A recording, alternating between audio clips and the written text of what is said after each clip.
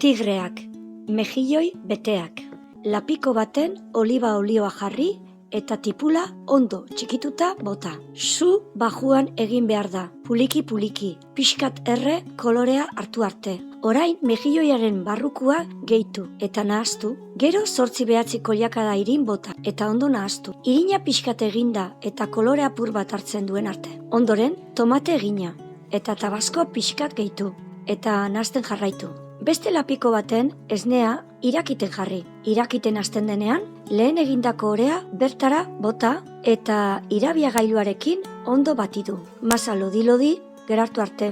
Pixkat osten utzi eta gero mejilloiak bete. Hori eginda oskailuan gau bat edukitzen ditut. Hurrengo egunean, irinati pasa, gero arrautzatik eta azkenik ogi berindutik. Azkenik ekilore olioan frijitu.